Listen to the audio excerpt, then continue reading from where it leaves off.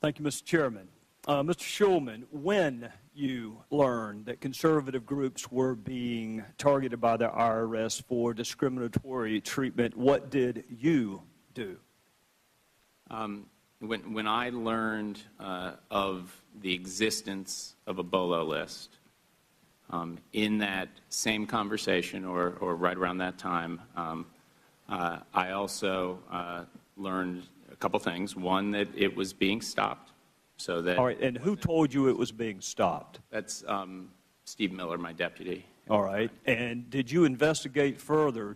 Can you give me the name of a single person who was involved in the original decision to target conservative groups for disparate treatment? I'm not aware of those names. Why can't you give me a name? So at the same time that I learned and that it was being stopped, I was also told that the Inspector General was aware of it. Mr. Schulman, is the Inspector General the only person who can investigate wrongdoing within the IRS? My general practice. Can you answer my question and then you can explain? Is the Inspector General the only entity who can investigate wrongdoing? Congress can investigate. How about you? Can you do it? The practice at the Internal Revenue Service that I inherited. So if there's inappropriate conduct being done on your watch in the IRS, then that inappropriate conduct can last as long as the Inspector General's investigation lasts. Is that what you're telling me? That you're not going to step in and stop it? No, what I'm telling you. If there's someone wielding a knife in the parking lot, are you going to call the Inspector General? Are you going to wait until his or her investigation's over before you stop it? When I was told about these allegations, I was also told that they were being stopped, and so that the inappropriate criteria were not being used anymore. And despite the seriousness and potential criminality of that conduct, you didn't investigate it yourself at all? So the procedures that I inherited and that my Mr. general Schulman, practice this is going to go much quicker if you'll answer yes or no, and then you can explain. Did you do anything to verify that the practice, as insidious as it was stopped? The Inspector General was going to be looking into it, and that's what. Is it that you can't say yes or no, or you're just choosing not to say yes or no? Can you answer the question, did you do anything personally to make sure that this insidious, discriminatory practice was stopped? Yes or no? At the time that I learned about it, I also learned two things. The first was that it was being stopped, and the second was that the Inspector And what did you do to verify that it was stopped? The responsible deputy of the Internal Revenue Service told me it was being stopped. I had no reason to believe otherwise. Did you investigate why conservative groups were being targeted? Excuse me? Did you investigate? So you can't give me a single name. You can't answer the who. Can you tell me the why? Why were conservative groups? Why was the culture such under your watch that an employee felt comfortable targeting conservative groups? Did you investigate that? You know, from my reading of the report, I can't tell if it was political motivation or if it was tone deaf, somebody trying to expedite a way. You still don't know that this was political. Excuse me? You still don't know that this was political? I'd defer to the Inspector General. Well, I'll tell you this, Mr. Schulman. Your predecessor said that he wasn't sure if it was partisan, and that requires the listener to be as stupid as the speaker to utter a comment like that. He just testified that policy positions dictated this. What does that mean to you? If it's not partisan, what does that mean? I'm not sure I heard that testimony. Well, we'll be sure and get you a copy of the transcript, and you can supplement your testimony. How's that? Do you agree with Dan Pfeiffer? Committee's questions. Do you agree with Dan Pfeiffer that the law is irrelevant, or do you think it is relevant? I think the law is always relevant. Do you think 26 U.S.C. 7214, which provides for criminal penalties for this conduct, would be relevant? And did you refer the matter to someone with law enforcement investigative jurisdiction? I'm not going to speculate what's appropriate legally in this matter, and Mr. George, I knew his operation was looking at it, I believe. I thought it was an audit. I thought he just testified it was an audit, not an investigation. Did you refer it for criminal investigation? I didn't refer it. It was already being looked into at the time that it was brought to my attention. So I want to be real clear because my time is out. The only recourse you have when there's an allegation of wrongful conduct on your watch, the only thing you feel comfortable doing is waiting on an inspector general to finish his or her report. The general practice is to make sure the inspector general will look into it. No matter how insidious the conduct. If it were an allegation of racial discrimination, you would have waited until Mr. George finished his investigation? Is that your testimony? I'm really not going to answer hypotheticals. I tell you what, instead of answering a hypothetical, why don't you answer the case at bar today? If there's an allegation that groups are being discriminated against based on political ideology, are you really going to wait until an inspector general finishes his or her report before you take corrective remedial action? When I have a fact, but I don't have all the facts, and I don't know the scope and severity. Did you investigate the facts, Mr. Schulman? Did you lift a finger to identify the facts? Felt very comfortable. The facts, the inspector general was going to run down the facts, and once he had it, it would be reported out. Let the record reflect that's a no. I thank the gentleman. I know you guys have been there a long time. We appreciate your patience. Thank you, Mr. Chairman. Commissioner, you're an attorney. Can you explain for our fellow citizens what the phrase spoliation of evidence means? I have no idea what that means. Well, we'll help you with it, okay? Spoliation of evidence is when a party fails to preserve, there's a negative inference that the jury can draw from their failure to preserve the evidence. You with me? If you destroy documents, the jury can infer that those documents weren't going to be good for you. If you fail to keep documents, the jury can infer that those documents were not going to be good for you. You've heard the phrase spoliation of evidence, haven't you? I can't recall ever hearing it. It's true in administrative hearings, civil hearings, criminal hearings. I practiced law once 45 years ago, gave it up for Lent one year, never went back. All right. Well, let me tell you what you would have found if you had stuck with it. When a party has a duty to preserve evidence or records and they fail to do so, there is a negative inference that is drawn from their failure to preserve the evidence. It's common sense, right?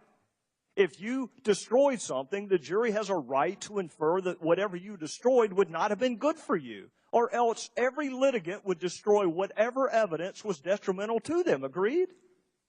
I'm not sure. I think if you destroy the evidence and people could prove it, it wouldn't be a good thing for your defense. Well, no, it's worse than that. The jury can draw, and they're instructed, they can draw a negative inference.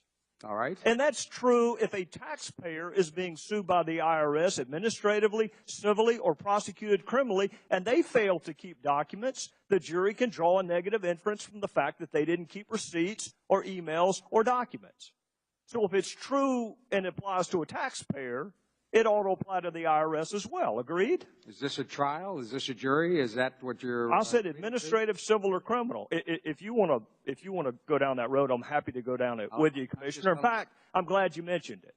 You have already said multiple times today that there was no evidence that you found of any criminal wrongdoing. I want you to tell me what criminal statutes you've evaluated. I have not looked at any. Well, then how can you possibly tell our fellow citizens that there's no criminal wrongdoing if you don't even know to look at? Because I've seen no evidence that anyone consciously... Well, how would you know what elements of the crime existed? You don't even know what statutes are at play. I'm going to ask you again.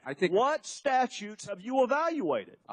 I think you can rely on common sense that nothing I have seen... Common sense. Instead of the criminal code, you want to rely on common sense. No, Mr. You can shake your head all you want to, Commissioner. You have said today that there's no evidence of criminal wrongdoing. And I'm asking you what criminal statutes you have reviewed to reach that conclusion. I've reviewed no criminal statute. All right, so you don't have any idea whether there's any criminal conduct or not because you don't know the elements of the offense. I have seen no evidence of wrongdoing.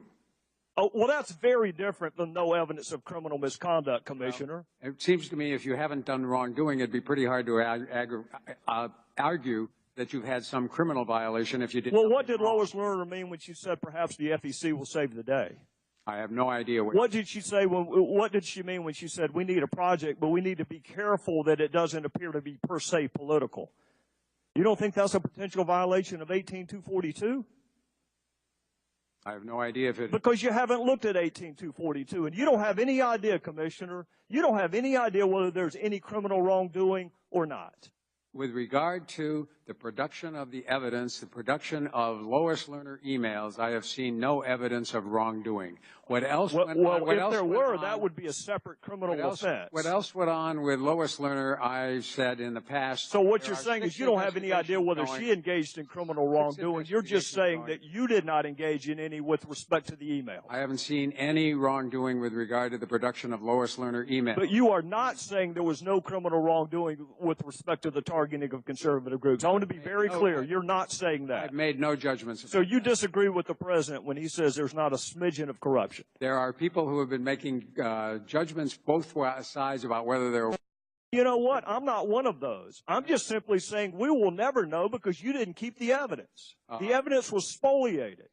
And whether it's negligent, whether it's intentional, whether it's reckless, we still don't have the evidence, Commissioner. Well, you have the evidence that there is no emails from the White House. You have all of the Treasury emails. So the basic premise that this was an argument in a conspiracy driven by the White House does not... No, sir, you're wrong about that. You're wrong about that. That you're repeating a talking point from our colleagues on the other side that we're obsessed with the White House. It was Jay Carney who perpetuated the myth that it was 2 rogue agents in Ohio. It wasn't any of us. Was that accurate? Was that first initial line of defense that this is just 2 rogue agents in Ohio? Was that accurate, Commissioner? Not that I know of. All right, so that wasn't accurate, and that came from the White House. Who said there's not a smidgen of corruption? Who said that, Commissioner? My understanding is that was the president. Or it was the president. So that's Jay Carney and the president both inserting themselves into the IRS scandal.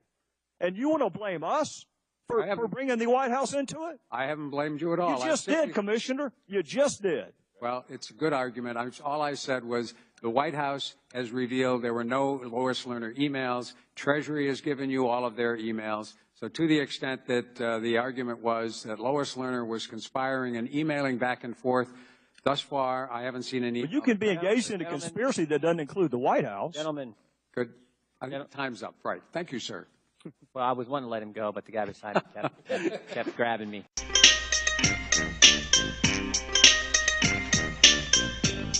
Also learned a couple things. One, that it was being stopped. So that. All right, and who told you it was being stopped? That's Steve Miller, my deputy. All right, and did you investigate further? Can you give me the name of a single person who was involved in the original decision to target conservative groups for disparate treatment? I'm not aware of those names. Why can't you give me a name? So at the same time. Thank you, Mr. Chairman. Mr. Schulman, when you learned that conservative groups were being targeted by the IRS for discriminatory treatment, what did you do? When I learned of the existence of a BOLO list, in that same conversation or right around that time, that I learned and that it was being stopped, I was also told that the Inspector General was aware of it. Mr. Schulman, is the Inspector General the only person who can investigate wrongdoing within the IRS? My general practice. Can you answer my question and then you can explain? Is the Inspector General the only entity who can investigate wrongdoing? Congress can investigate. How about you? Can you do it? The practice at the Internal Revenue Service that I inherited. So if there's inappropriate conduct being done on your watch in the IRS, then that inappropriate conduct can last as long as the Inspector General's investigation lasts. Is that what you're telling me? That you're not going to step in and stop it? No, what I'm telling you. If there's someone wielding a knife in the parking lot, are you going to call the Inspector General? Are you going to wait until his or her investigation's over before you stop it?